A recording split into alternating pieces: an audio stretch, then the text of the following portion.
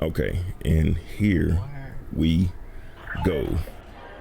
Ladies and gentlemen, hot dog as a sandwich deniers, cereal as a soup advocates.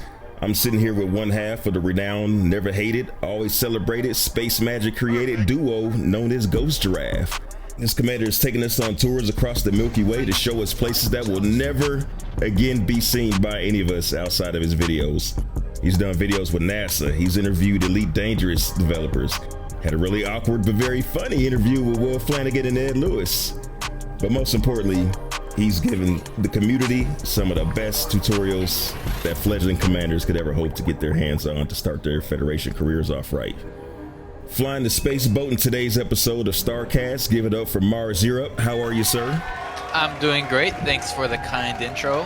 All right, man. Yeah, and hopefully, where we're going won't be taken out of the game as most of our things usually are. Yeah, hopefully not. You know what? I'm not sure if I need a boost here, but I'm gonna do it anyway because it's just so much fun. Let's go do it. I like swimming around in blue lights too, man. Oh, that's nice. Oh, I feel refreshed. Oh, I feel great. I feel like I just had a Sprite. It's great. It's great. All right, yeah. Well, on Starcast, I asked the content creators to show up with the multi-crew ship of their choice, and I was pretty sure this is going to be the ship that you show up in, but still, I gotta thank you for not showing up in an Anaconda, because one more time in that boat, I was going to end the series. Forget it. I would too. First episode, Anaconda, that's it. I'm shooting the first patrol ship I see. I'm ending this. But no, yeah, I love the Orca. I mean, I started with the Orca because we made a joke video that there's like, I'm just going to look here. Smaller projects, so we're going there. Okay, yeah, we made like a joke video about space tourism because there wasn't space tourism at the time. And so I got the ship just for that, and I was like, I immediately regretted it. It was just awful to fly. But now that's all I do. I just fly this thing. It's so great. It's like I said one time, this is more your ship than Frontiers. This is synonymous with so good. Ghost Giraffe. Well, thanks for granting your boy permission to come aboard. Tell us where we're going today. We're going to the ranch. You know, we're just gonna go see good old Scarlet over here, see if she has any goodies for us, and if not, then we'll take them. Okay, let's get to it. Scarlet Lock. I guess it's a Scottish place. Scottish. Yeah, Scottish Lock. But yeah, I had in mind I was gonna do some stunts with the ship, but I thought that's too easy. Let's do something harder.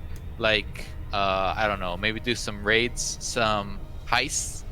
And meanwhile, while all this is happening, we could talk about, like, Elite Dangerous stuff and fun, space stuff. Speaking of which, this weekend is going to be, I don't mean to date your video here, but it's going to be the 50th anniversary of the Apollo 11 moon landings.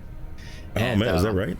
Yeah. Okay. And so I'm over here in DC, and they have a projection on the Washington Monument of the Saturn V rocket, and on Friday night they're going to launch the thing. So it's going to be like all mapped to the wall over there, and it's going to look really cool. Mm-hmm. So I'm going to see that, but then I'm going to live stream the actual landing on the moon.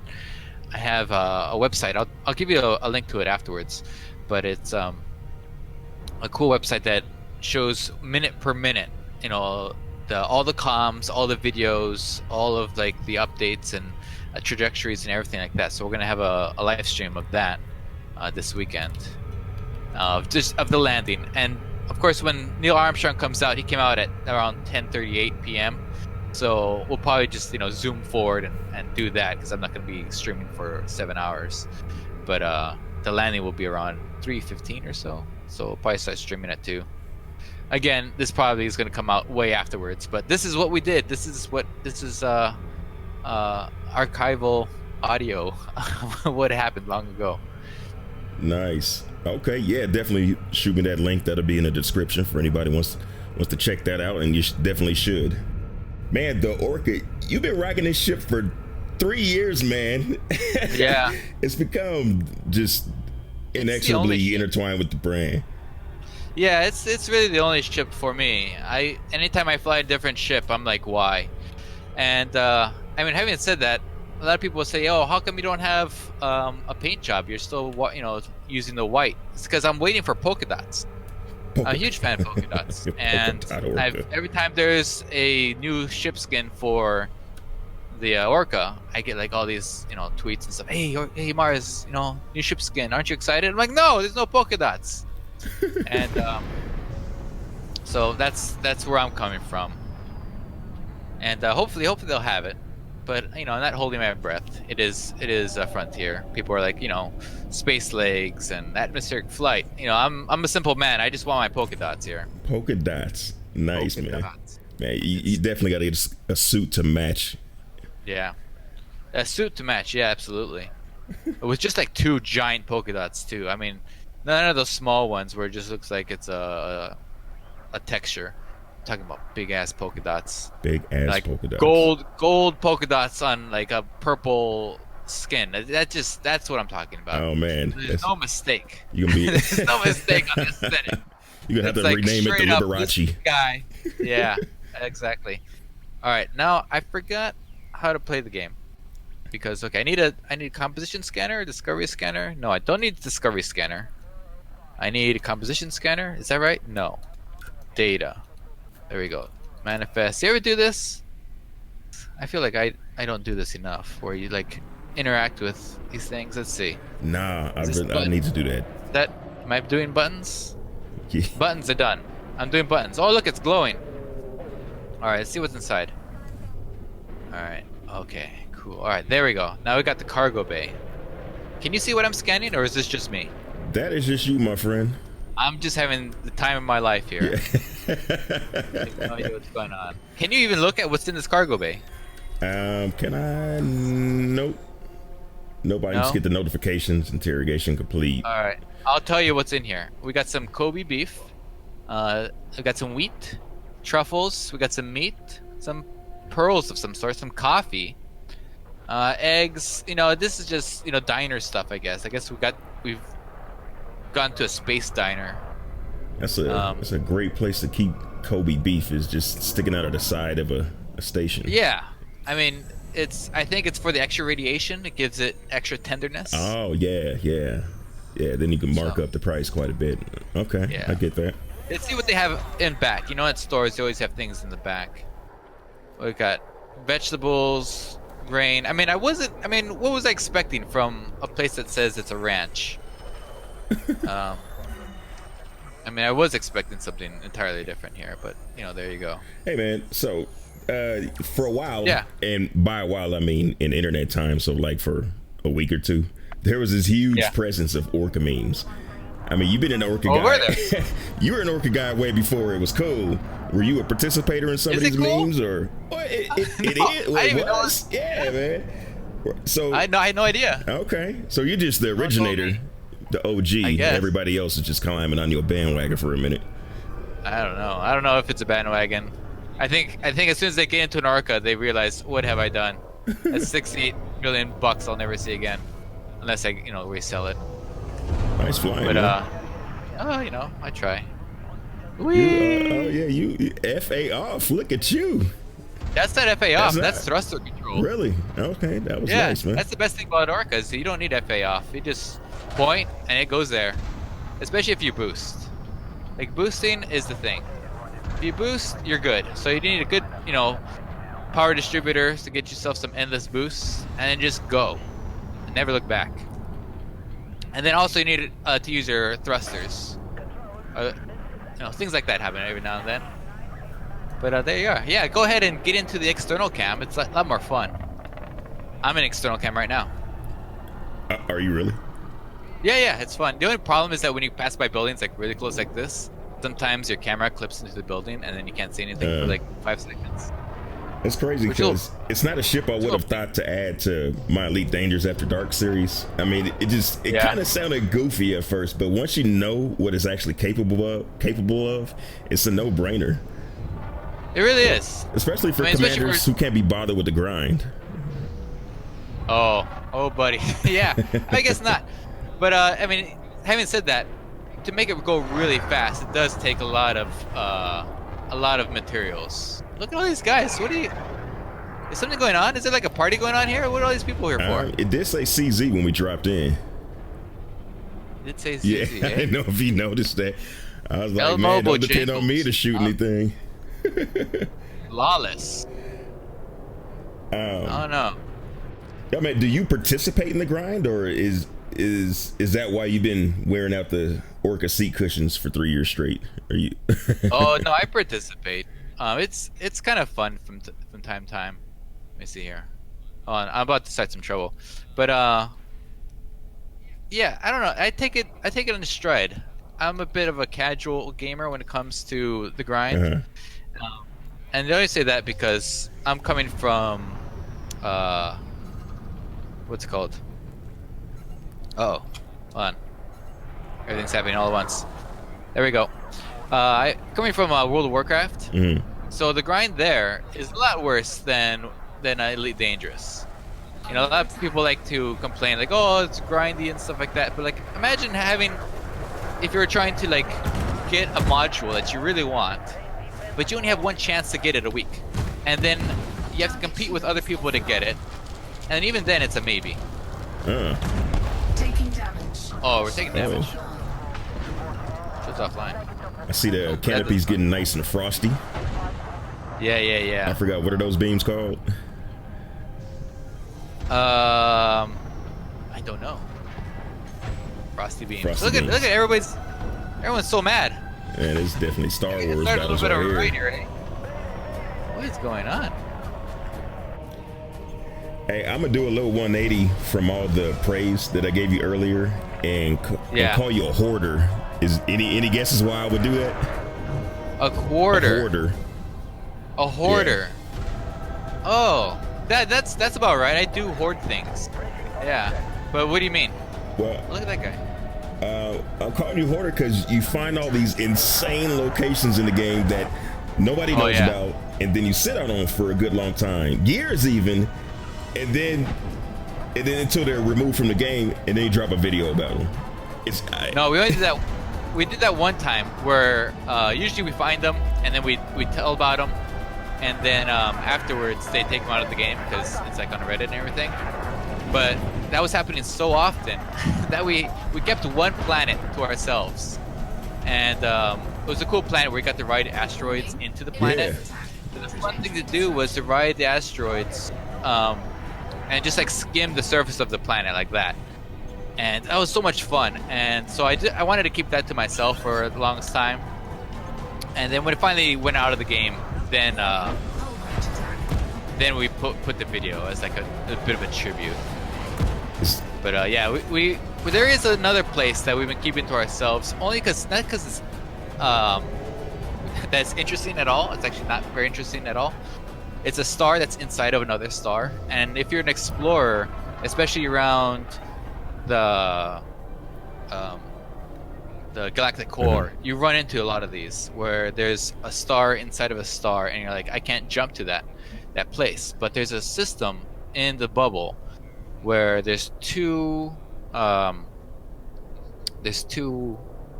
systems inside of each other, and you can't warp to one until you go to a system next to it, and you go to the nav panel, and then you can go in there. Okay. It's diabolical. But it's genius. Yeah. So the reason why we're holding on to that is because in real life there are such things like grammar, are such things as stars inside of stars. I forget what the term is. I'll look it up in a second. But so we went around looking for them because of this like stellar forge glitch, and we thought, oh, is this a real thing? And sure enough, there is. What happens is, oftentimes there'll be you'll have a binary star system, and then one of them goes a supernova, blows up, and that little explosion will kind of give it a little bit of a kick, and send it into the orbit of the other star, and then the other star gets really big, comes to a red giant, and actually envelops the neutron star from the supernova. and then you have a star inside of a star, and sometimes it can reignite the old Really? star. Not, I say sometimes, but this is all theoretical. They have a few. And I should have gotten some fuel over here. They have a few candidates for these stars inside of stars, but they're not really sure. They just have some fluctuations that are like, okay, this looks like it could be it. And then theoretically, like sometimes you'll have enough mass coming from the red giant that it'll theoretically you could restart the neutron star into a full-fledged star. That's crazy. I'm gonna have to check that out. Yeah, I'll give you the name for it in a second. I'm trying to get refuel here, but let's see what else. So we found the star that's like that, and I went to it in game, and sure enough, it's just a normal star in game. So, so things like that. The game is really good at recreating the universe, the galaxy, and representing stars that have been discovered using different stellar surveys. But not all the time are they true representative of what's out there. Yeah, no, my buddy Commander Blackout, he goes out looking for a lot of the phenomenon that pops up in the news or that he knows about, like Study, that giant star, and then he always comes back disappointed because they're not really represented in the game. No. Yeah, I remember I went out of my way to go to the highest known rotation of a star. And I get there, and it's a neutron star. And so you get there, and it's just like, we fly around in the game. We see some like really crazy neutron stars where they're like, spinning like 1,000,000 miles per hour. And I get there, and it's like just the laziest, calmest neutron star. I'm like, oh man, really? And then you go to the data for the system, and sure enough, it's the right data for the system, but it's just not behaving that way. So you're like, okay. Yeah, I did like a whole tour of famous pulsars and neutron stars, and it was very boring. So I ended up not putting it together. Oh man, it took forever. It took about like a month to like travel to all these damn places. I don't know how explorers do it. I go out of my mind playing this game sometimes, especially with the exploration. It's not for me. I mean, it's funny because like our whole channel is exploration, but we do things around the bubble because we want to do stuff that is accessible to folks. Unless it's something like super crazy, like 2 planets running into each other, then it's like, okay, then I guess we're gonna have to make a trip. Yeah, that was wild. The colliding moons that you did. Like, how are you finding this stuff? A lot. Well, usually it's on Reddit. You find things that you see things on Reddit and you're like, oh, that's cool. Or the forums, people will post certain cool stuff. You're like, all right, cool. And you save it for later. And what I try to do is I find things like that are just nuts, like 2 moons colliding. And I'm like, oh, does this happen in real life? And I'll type it up. And then this one happens to be like happening in over the planet Uranus and also around Saturn.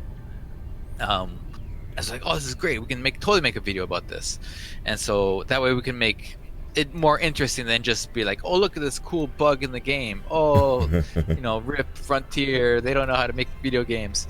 So, so I take something that's it looks like a glitch, but it can't exist. And so that's what we do with that sort of thing.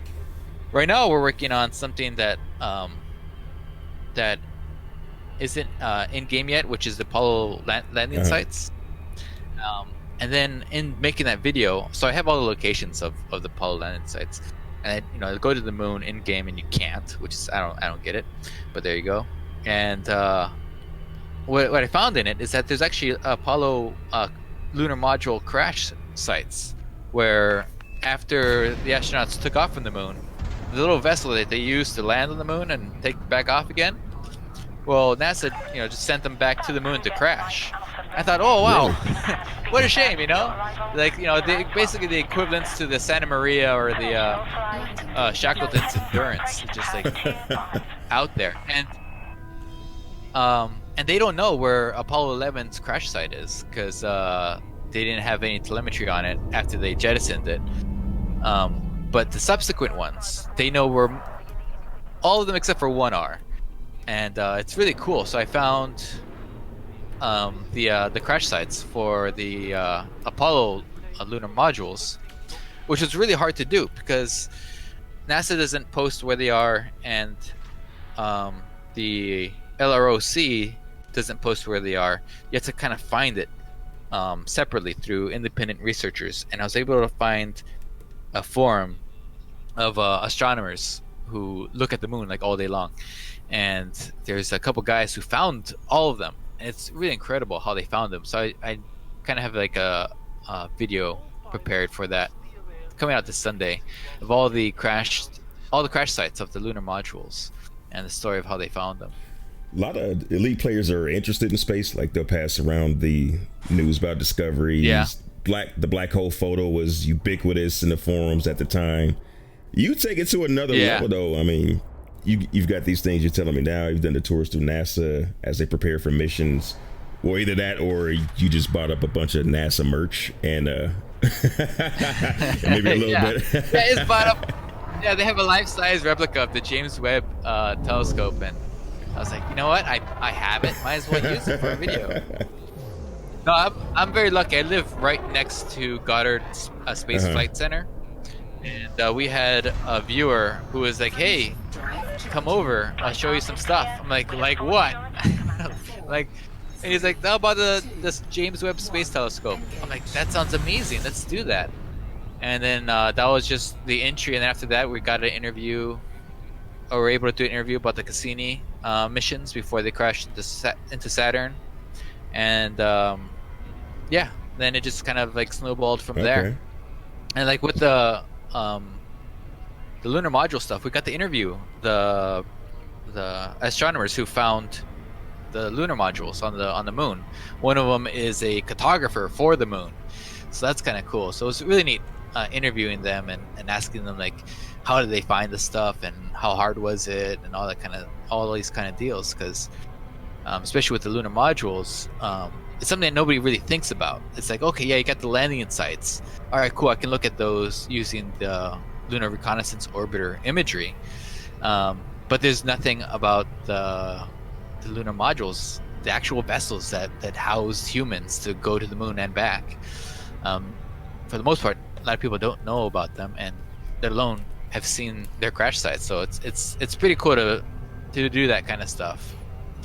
And that's what we want to continue to do. We want to do like space game stuff, but also show, what we're doing today to take us to like the sci-fi future we're imagining ourselves in when we play, video games. Was there a crazy clearance process to visit these places and shoot footage? Let's see. Not really, but at the same time, yes. So, like, for Goddard, you have to, like, be escorted all over the place. I mean, it makes sense. I mean, we're walking by, like, you walk by people's offices, and like, oh yeah, that office over there, they're literally doing all the telemetry for a satellite we're using. So, like that's what he's doing. I'm like, all right, cool, bye. He's eating a sandwich. See, the sandwich has a good detail to put in there. Yeah, I could just run in there and tickle them, and they have no power to stop me. So like, it's kind of weird, but at the same time, it's like, okay, there's stuff you can't do, like bring in like all the equipment you want to do, because myself, I'm a videographer, photographer by trade, and a buddy of mine does it as well, and so all of our stuff we were shot on like professional gear, and there's some stuff we couldn't bring in. Whoa, what was that? Oh shit. Okay, that was crazy. I didn't see that. It took a minute for it to load on my screen. All I heard was doof. I'm like, what? Oh, I should have read this. I didn't see this in time. So next time we'll stay clear. Hey, did you have any moments where when you were in one of these facilities, and you accidentally, you can't really see my finger quotes, but accidentally wandered off somewhere where you weren't supposed to be, and maybe got caught by security, had to go to interstellar factors, pay off a fine, that kind of thing? No, but I've done that in real life, where I used to live in West Africa, and I did Peace Corps, and so one of the things that happens is, as a Peace Corps volunteer, you find yourself in really weird situations where you're just walking and all of a sudden you're in a presidential compound, and then you have these armed guards coming up to you being like, why are you Really? here, what are you doing? And you're like, I was like, I'm with the Peace Corps, I'm just here for, humanitarian stuff, I just kind of wandered here, I'm lost. And they're like, what division of your military defense is that? Like, it's not. And then I learned, oh, wait a second. These guys are all the military in this country I was in is from this one region, and my village was in that region, so I knew their local dialect. So I was like, hey, wait a second. Are you from, so and so village? They're like, no, but my uncle is. How do you know that place? Like, oh, okay. Then I start saying like the greetings in local language. They're like, holy crap! Yeah, we don't need to see your ID. You're cool. And so you get into situations like that where you're not supposed to be somewhere, but then you can talk your way out of it just by being like, I don't know, knowledgeable about stuff, which is kind of like how I feel about getting into any of this NASA stuff. Is just, if you kind of act like you're knowledgeable about something, people will kind of respect the fact that you took the time to like learn something and you want to learn more, and they'll invite you to show you what they have around their spaceships that they're gonna send out into space in like a few years that are like worth $8 billion. Like, all right, cool, thanks for showing me that. Bye. And then and if you're nice and you show them the video and you do a good job, they'll invite you back. That's dope, man. That's dope, and it's made for some good videos, man. Thanks. Yeah, and we're hoping to do some more of those. One of my favorite bits is we were in this. This is not a hangar because it's where rockets are being put together, but they're like no phones, no electronics, no nothing that can send signals. We're like, okay, cool, fine, and then they're like, we'll explain why after. And so we watched the basically it's the spaceship that's being put together for cargo to send up to the International Space Station. And what they're installing that day was all the explosive ordnance for the separations. So they didn't want any signals going out accidentally, tripping up the little explosives. They're little tiny little dudes, but I'm sure they would make a mess if it wasn't, around people. That'll mess your day up. Your bad Facebook messages just detonating stuff in the inside the facility. Yeah. Like, whoops.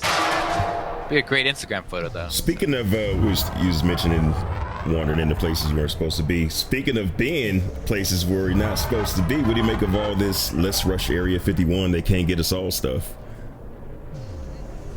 Oh, that's dumb. It's dumb in that no one's gonna do it. What it is, it's one of those things where like, oh, let's all do the Coney 2012 or what that was, It's people signing up for stuff that they have no intention on doing, and the folks that are gonna do it, they're not gonna do it. It's just not gonna happen. If people were actually signing up for it and like, oh, let's go do it, all right, go for it. I mean, it's your life, right? There's clear signs there saying don't do something, and you're gonna go do it. All right, fine. I don't condone it, but at the same time, I'm like, you can't stop dumb. Say that they do get Operation Bum Rush Area 51 going. You gonna be there to document it? Yeah. No. Why?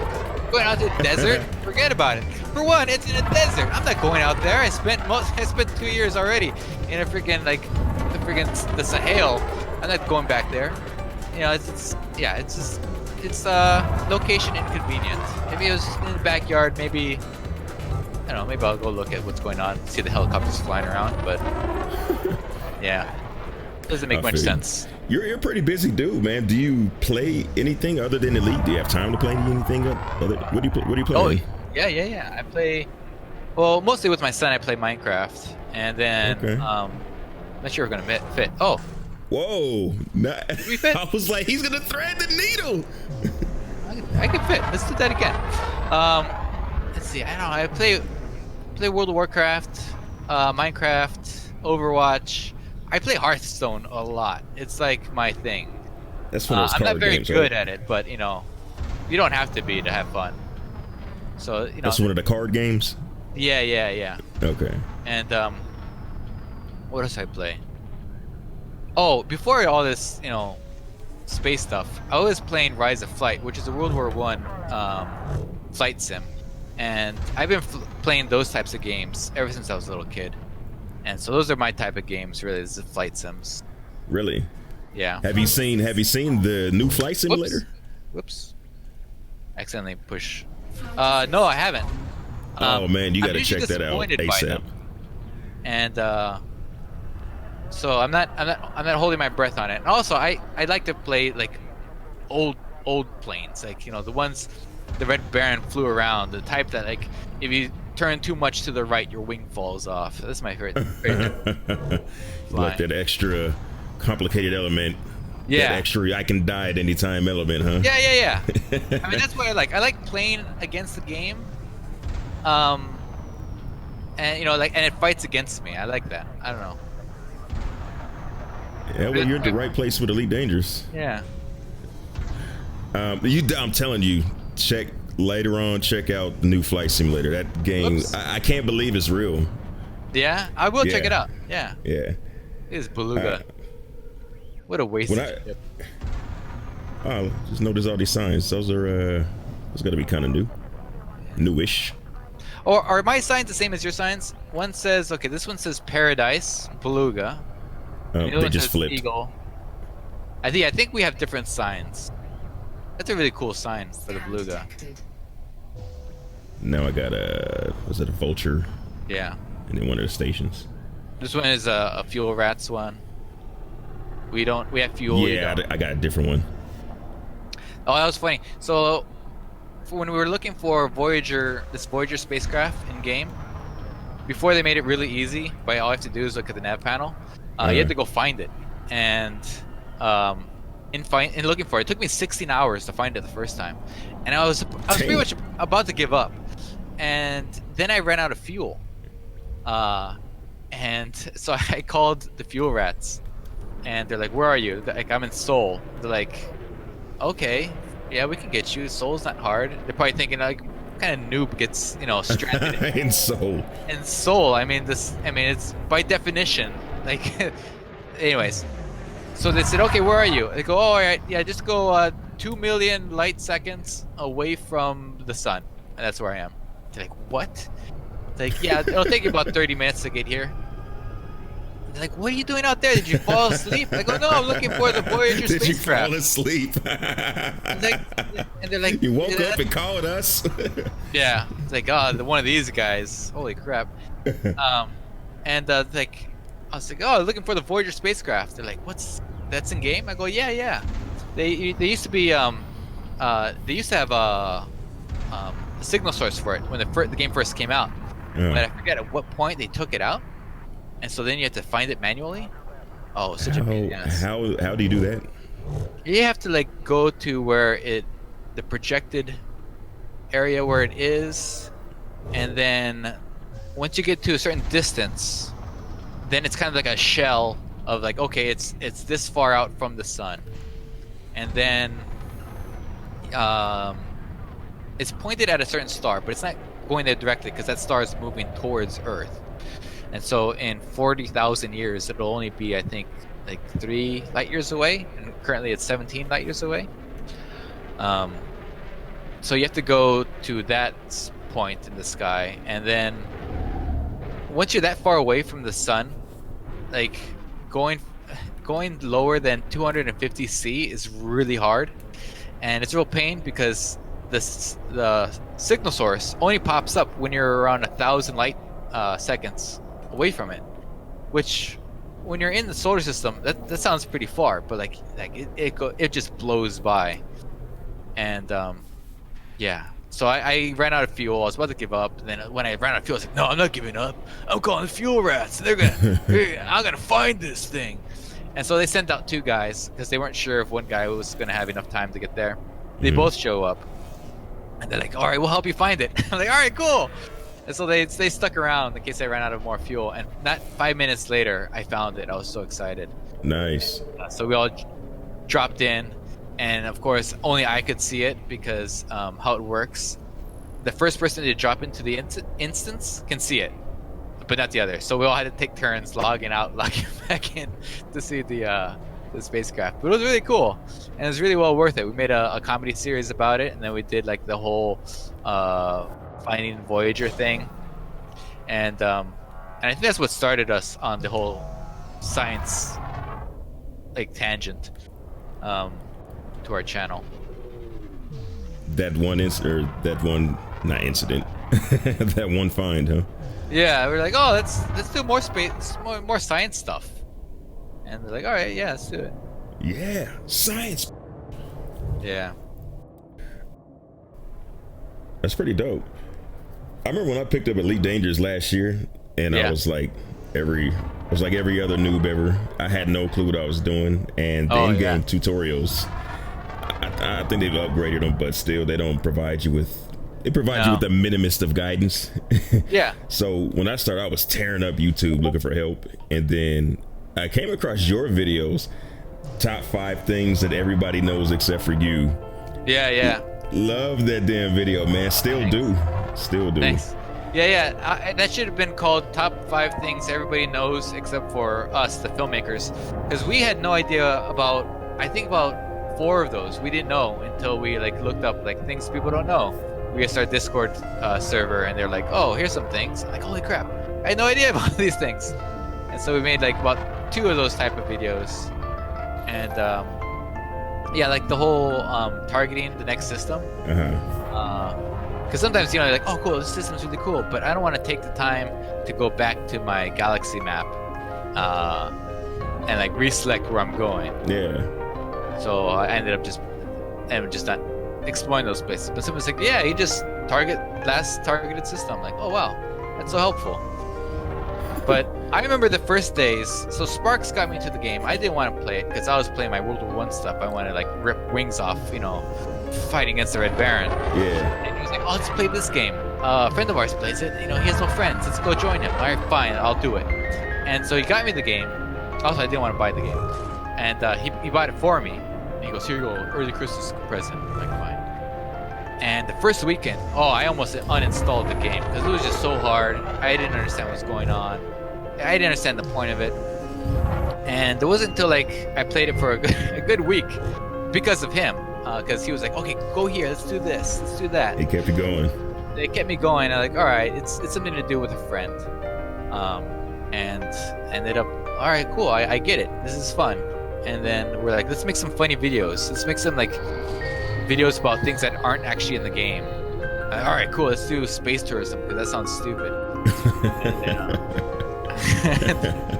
And then after that, let's do like this laser cops thing. Let's do like a cop series. Like, yeah, let's do that. Like 2 years later, we finally get to the cop thing. That's wild, man. Because those 2 videos, the 2 tutorials, the other one being top tips no one ever follows. Oh yeah, they're funny as hell. You definitely get what you need out of them. And as far as I was concerned, I didn't need to ever watch anybody else's videos ever again. You really don't. I mean, that's it. I mean, what other info is there, right? Right. No. Now I watched them even after I was pretty seasoned in the game. I kept watching them, checking in to see if you follow them up with something. And they're really successful on your channel. How come you never followed up the new tutorials? And do you think you might ever revisit those? Yeah. Well, definitely. We have a whole list of more of those videos. It's just that they take so long to make. So each one of our videos takes about a month to make because like we have like full-time jobs and all that kind of stuff. Yeah. It's just really, the editing we do is really labor intensive, and so we do have some more, but we also have a lot of other videos we want to do. It's like science ones, more space stuff, and things just come up also. So yeah, we want to do more of them, but also a lot of people have already done it. Like Commander Exegius has pretty much done everything, and not only done everything really well. Yeah. I love his tutorials. I go to his videos all the time. Like anytime I always forget how to do Guardian stuff, and I'm always on Exegius's channel looking how to do Guardian stuff because it's really well laid out. He's got just the way he puts things together is really well done, and I love that stuff. So I don't want to do stuff that everybody's already done. I just want to do like the funny stuff, things that you might not, think of or come across. And I don't want to double up on things that other people have done, like ship reviews and all that kind of stuff. Like just things that are fun, entertaining, and are like, okay, I can live without knowing those things, but I'm glad I watched it. That sort of thing. Okay. I like them so much, I think they kind of spilled into my own tutorial videos. Yeah. Yeah. Any upcoming games that you're interested in? Games? Upcoming ones. Let's see. Oh, I don't know. Aside from games I'm gonna play with my son, I don't know of any. Because we went to, I took him to a video game conference not too long ago, and we played some games together on the that they have coming out, and they're like little kid games, but holy crap, they're so much fun. I can't wait for them to come out, but they're all like in October and September. So I'm like, oh, I can't wait to play these games. They're gonna be so much fun. But they're not space games. They're just like, like one's a ninja game, the other one's like you play a witch and do casting spells. So having a son is a good excuse to go back and play these kid games, huh? Oh yeah, it's so much fun. And even with Minecraft, like I've been playing Minecraft since the beta, and right after the alpha. So I guess anyways. And nowadays he's teaching me stuff. I'm like, oh, if you do this, you don't have to do that. I'm like, oh wow, all these years. You heard of a game called Raw? Raw? No. It's great. It's it was in Kickstarter. It looked like it looked like The Sims if all the Sim people were actual people trying to build a town, and like you got people running businesses, and there's like a mayor that gets voted in, whatever. It was insane looking, and it looked like it was too good to be true, and it turned out to be that, because they got I think their Kickstarter goal was like $100,000 or less, and so everybody's like, wait a minute, what are you doing? You can't do that for $100,000. But they got I guess they got kicked out the airlock. They canceled their they got their Kickstarter canceled. But interesting concept, man. I hope somebody picks it up to do it. Yeah, there's a lot of games out there that like I really hope they get pushed through. I mean, having said that, I'll end up buying them like on Steam, and then I'll never play them. Steam summer sale is good for filling up people's inventories, and then they'll just never touch them again. If you have a game, any of you out there have a game for $2, I will buy it. I'll never see a review because I'll never play it. Hey, throw me 2 of your top movies, man. Top movies? Yeah. Oh man. At least 2 of them. I don't. Oh dear, there's a star in the way. Top movies. Oh, I don't know. Oh jeez. Anchorman. I have to say Anchorman. Oh wait. No, this is an easy question. Star Trek 6. Star Trek 6. To my best friend. Which one is that? Is that Undiscovered Country? Undiscovered Country. Oh, I love that one. Love that film, man. My best friend is a huge Wrath of Khan fan. Sorry, you're wrong. Anybody who says Wrath of Khan is better than Star Trek 6 is uninformed.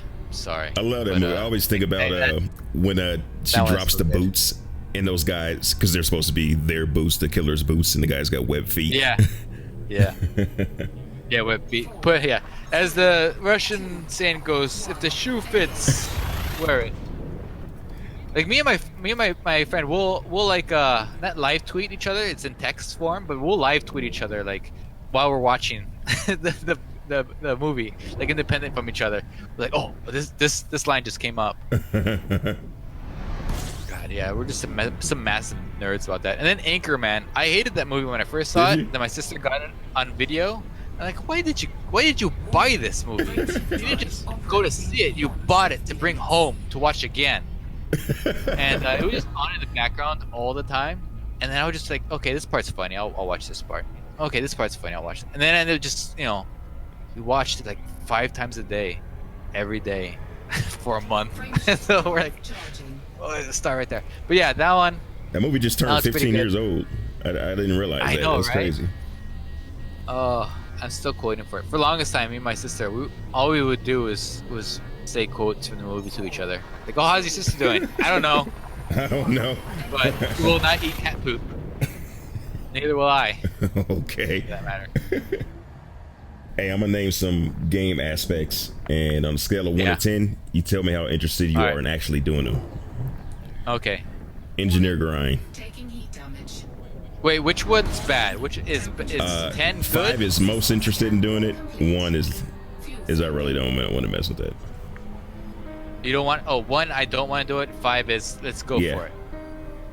Okay. What was the first one again? Engineer grind. Engineer grind. I would say a 3. 3? And the reason why is because I do engineering as it comes. So like I'll go and I'll do stuff and I'll like unlock an engineer, especially at the beginning when you're unlocking all the engineers. You end up unlocking the other ones just by like virtue of having done the things, and you have like all the resources. And now with being able to trade your materials, it's pretty easy to unlock things once you get into like 2 or 3 of them. But the very beginning, oh my god, especially for what's his name, Marco Quent. Yeah. Forget that guy. He's the worst. Oh. Worth it though. Worth it. Yeah, I guess to get the Palin, because that guy, not only is he hard to unlock, but like he's the stepping stone to get the Palin, who's definitely worth it. Yeah. But Yeah. I would say just like the base level upgrades, like even the level 1s for anybody watching and is like playing the game for the first time, just your level 1 or 2 upgrades are definitely worth it. It's so much Absolutely. different. Because when I first started with the Orca, the other thing why no one flew Orca for the longest time is that your maximum jump range was probably 17 light years. It was just the worst. So in the early days, I had 3 Orcas, and I had a hauler, and I would just fly to all my Orcas because I was not flying those things across the bubble just to film something. I would just be like, okay, is this cool thing near one of my 3 Orcas I have parked out there? Yes? Alright, we're going. It's fun. It's something to do. Okay. You gave that one a 3 or a 5? I give it a 3 Okay. because given the choice, I would not. But if it's something I'm going to, just do for like whatever's, just to have fun. Like I really like doing the Guardian stuff because you're shooting stuff and all these things. And again, I'm coming from World of Warcraft where the grind is just literally like punching yourself in the face every single day and maybe you get a cookie. And this one, it's like, okay, I'm punching myself in the face, but out of my fingers, chocolate chips are falling. That's kind of nice. All right, I'm gonna name off another one. Power play. Power play. Oh, I'm gonna put that as a 3 also, because when I first heard about power play, it was like 3 months in. I was like, what is this? There's a whole tab here I had no idea existed. And I was like, what is this? And like, oh, cool. And I was really excited at the very beginning. And then I realized that it means nothing in terms of like. Wow, I thought we would have smashed that. That thing. This is my home. I never crash here. Okay. This is my home base, Gende. I love this place. I think most of our videos are filmed here. And yeah, so like it's interesting, and then it gets rapidly uninteresting. Having said that, it is kind of fun pretending you're part of the whole deal and you're participating and put yourself in there. You really have to have an imagination for that sort of thing. But at the same time, it's like anything else. It's like, do I have time for that? Not really. So I give it a 3 in that like it's cool, but at the same time, you really have to put in the work yourself to do it. And I'll do that. Like oftentimes, I'll play a game so often that I'll just make up a whole other game. For like Counter-Strike, me and my buddy were really good at it, but it got so repetitive. We're like, oh, let's just make up our own mini games. And so we just made up our own stuff. We're like, okay, we get to this point, and then we have to come back to this other point and see if we die. We didn't. Cool. And then, like, that was it. And so for myself, I'll like make up my own like little mini games. Oh, thank God it's in daylight over here. I'll do it. But yeah, I wouldn't say like it's an integral thing, but it's fun to do. Next one. Thargoid hunting. Oh man, that's a 4.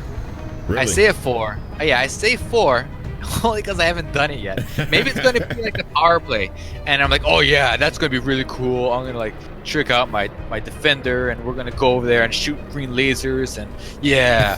And then I get out there, and I'm like, pew pew pew, I'm dead, or pew pew pew. After like a half an hour, it's dead. So I don't know, but it sounds really fun. It sounds really scary, and so for me at this point, it sounds really cool. But I might just be really naive about it. For some reason, I'm just not interested until a Thargoid, pulls out a white glove, slaps me with it, challenges me to a duel. I'm probably gonna leave them be, as long as they leave me be. That's the thing, isn't it? It's like with these things, it's like, okay, Thargoids are here. All right, cool. Now what? Oh, they're still here. Okay, I should be concerned. Yeah, you should be real concerned. Okay, they're blowing up star bases forever? No, you can repair them. Oh, okay. People are on fire. Oh, I get to rescue them? Yeah. All right, cool. I go rescue them. They're all a bunch of jerks. And like, forget you. I'm venting you out in space. And then but that part is kind of cool. Where you rescue people, you get out. Yeah. But then it's like, okay, yeah, I've done it. All right, do I get a medal? No, you just get credits that aren't that great. All right. That's how I did the Fed rank grind. Yeah. Yeah, rescuing people. Oh man, the Fed rank. I did. I was in Sothis. I did. What did I do there? Oh, this is my home city, by the way. Welcome to Crime City. This is Crime City. Is it really? Yeah. Whee! Why am I going to the ground? Oh, there we go. Oh, the hut and run. No, yeah. Yeah, do it. It's really worth it. That's where I got my first Anaconda. And what's really cool is when you get there, you can see it in the window. Really? It's funny. Yeah, because it's funny because you can't. Normally, you can't land there in outposts with a large craft. But there it is. You can see it in the window. And nice. And then you see pull up after that long trip, and it's all worth it once you see that. Yeah. Like there's literally an Anaconda on that outfitting. What's it called? Outpost. Say what you say. People say it's a rumor. People say it's a joke. But I will say this: fly there, and I guarantee you will see an Anaconda in the showroom window. Listen up, folks. Go get your free Anaconda. Yep. All right, next one, ganking. Well, I didn't say that. I just said go look at Anaconda. Go look. Okay. Ganking. Yeah. Oh, that's so much fun. Especially when you're running away from people, trying to kill you, and then you convince them that to let you be on their side, and then you just follow them. So what I do typically, if there's like a CG, are there still CGs these days? Doesn't matter. If there's a place if there's a place where people are like killing people, I'll start talking to them. I'm like, hey, what's it like? Is it fun? Do you like it? Do you think I'll like it? And they'll be like, whatever, I'll put you in touch with my commander or something. We're not really recruiting right now, but like, we'll totally run around with us. I'm like, cool. Meanwhile, I'm just doing the CG as normal, but now I have like all these people thinking like, oh, cool, this guy wants to look at us, killing people. I'm like, so I'll join in on the wing and laugh. Like, he's dead, isn't he? And meanwhile, I have like a inventory full of stuff these people are being murdered over. And I'm like, all right, see you guys later. Have fun storming the castle. And but it's so fun how really organized people get to counter these guys. Sometimes we'll be like walled up in a station, and people are like, "Oh, I got a buddy. He's in the such and such clan, and he's gonna bring all his friends and his big brother too." And they're like, "Okay, cool. We'll wait for him." And we're all there, like, "Oh, let's go get into eagles and attack them." Or they'll like try to come up with like this really like convoluted like plan to fight the gankers, and it's like the Area 51 stuff. Like, no one's gonna actually do those things. Yeah. No one has a big brother with a Corvette. Like, if anything, he's out there ganking everybody too. So, or stuck. See some now you got to do the tip from your landing video. gear. Yeah. I learned the landing gear trick because I was trying to no clip inside of battle cruisers, and I noticed that whenever I put my landing gear down, I could sort of no clip into the battle cruiser just a little bit more. Really? Eventually, I was able to no clip into battle cruisers and the Imperial ones. And I was like, oh, cool! All day long, I just go inside of other spaceships, and I still have the footage to that. I've never used it, but there you go. Is it just show the geometry, or is there something worth seeing? Yeah, you can see the inside. There's an actual bridge. Really? Yeah. Did you It's put it really in the fun. video? Let's see. I did. There is in one of our space taxi videos. You can see that I've wedged. I attack an Imperial battle cruiser or whatever they're called. I rammed it with a hauler, and I wanted it to look like I'm stuck inside of the bridge, and so I was able to no clip into it, and then maneuver myself around so that way it looks like I've rammed into it, and then I back up out of it and take off. So it's just for like a split second, but that whole thing took probably like 2 days to set up. Really? And then, but you know, that's how it is. All right, last one. Interstellar initiatives. I'm not really clear on what those are. Are those like just fancy CGs?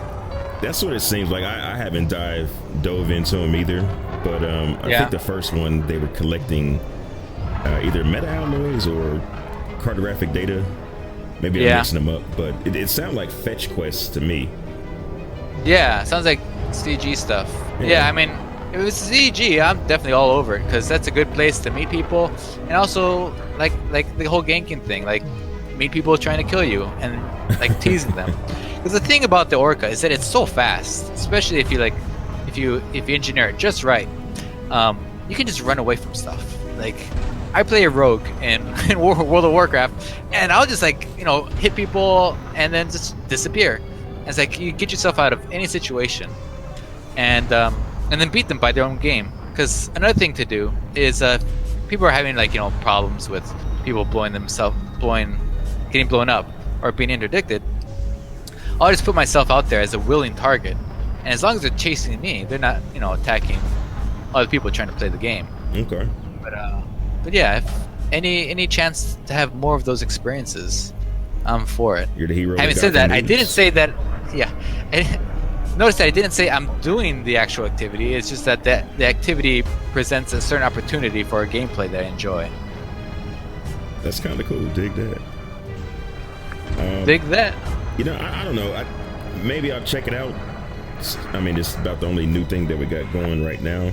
That's not for the news.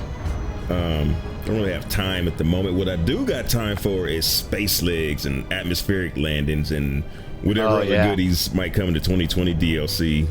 What's some of the top things that you're hoping's in the goodie bag? Man, really, I would love to see atmospheric flat. I don't know why I said it like that. Every now and then I have this accent that comes out of nowhere, but yeah, I'm hoping for atmospheric flight. Atmospheric flight. I like to see that because I like to visit all these other planets I've been seeing all day long. I guarantee we won't see it though for quite a while because it's a space game. What I realize, this is about a group of people who have decided not to be on a place that is normal, right? Yeah.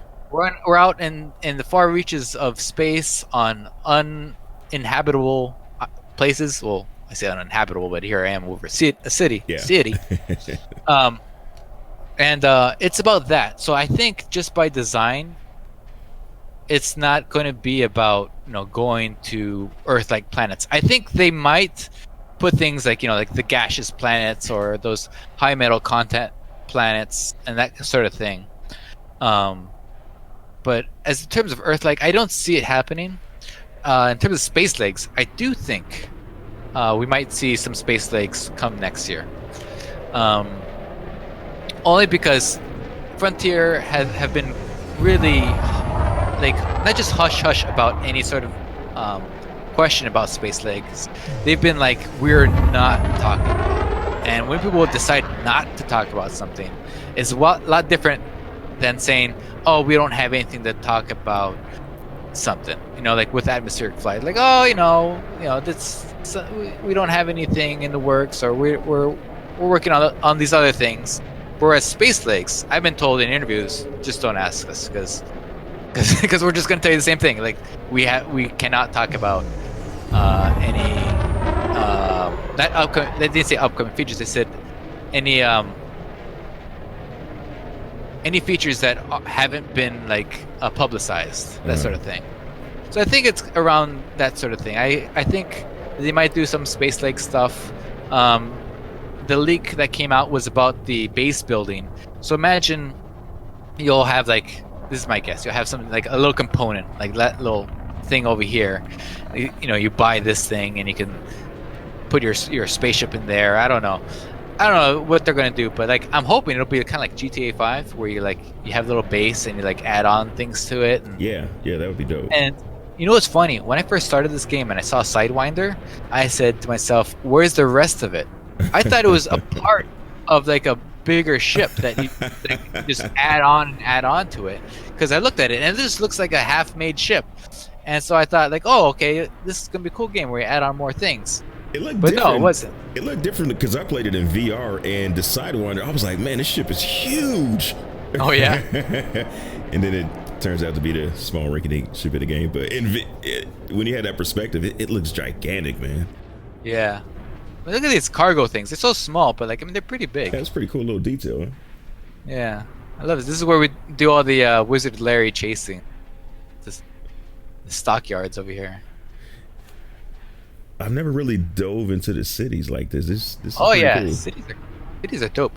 Also, you can do parkour stuff. Like you can get onto these things here, and then you can jump from you go to here. We've gone to here, and then from here, you can jump. Oh wait, no. I think it's over here. Yeah, you can jump from here to that one right there, and then you can hop from this one to this one. It's pretty easy. And then from here, you can hop to over there. So it's fun to, like, again. Yeah, this really is home for you, huh? You got this mapped out. Yeah, I play games the way I like playing them. And that I make little, like, mini games for myself. And then I just have fun with it like that. So it's just what it is. That's what's up. All right. Are we scraping? Right, go ahead. Go ahead and go on external and go to the nose and point down. All right. Wait, point down, like going forward. Yeah. Look at basically look back at the ship. Oh, facing. Yeah, that's where I'm at. Okay, cool. I'm gonna do that too. This is one of my favorite things to do. Okay, now do you know how to make your thing into really wide angle? No. No. All right, don't worry about it. Okay, you ready? Ready. What? Well, we've successfully proven that can happen. All right, back up. Come on, land there. There we go. All right. I usually do this with a with a smaller ship, so there we go. All right, here we go again. Widen your angle. Okay, but yeah, I'm ready. Yeah. I'm ready. All right, here we go. Oh, my landing gear's down. I was like, why can't I boost? For the longest time, my push to talk was next to my boost button. So sometimes I'll be talking to Sparks, and I'm just boosting at him. I'm like, oh no!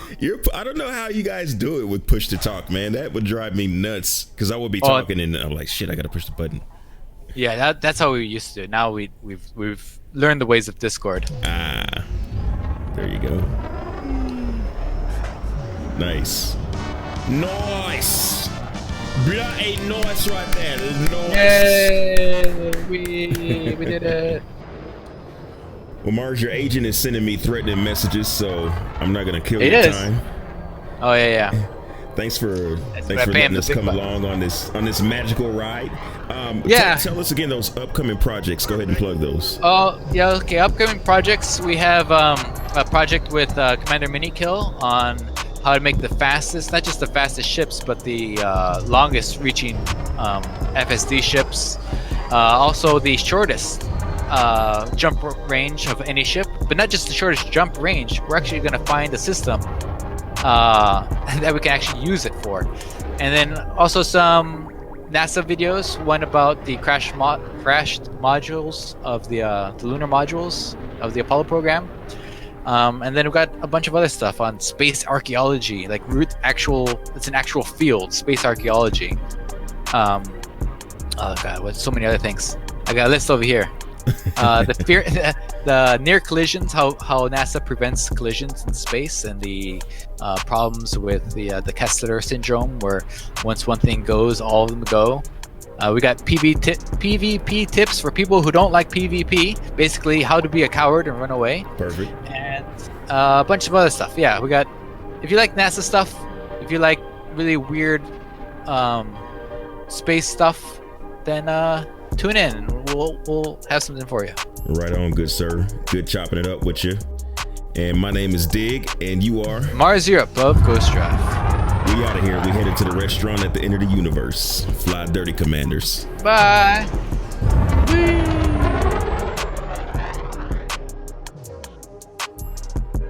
Very big, special, cozy thanks to all my patrons of the DigThat and Space Sim Arts.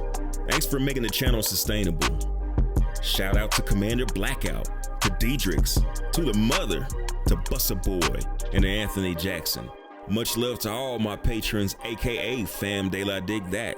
My name is Dig, and that's my time. Fly dirty, citizens. 07.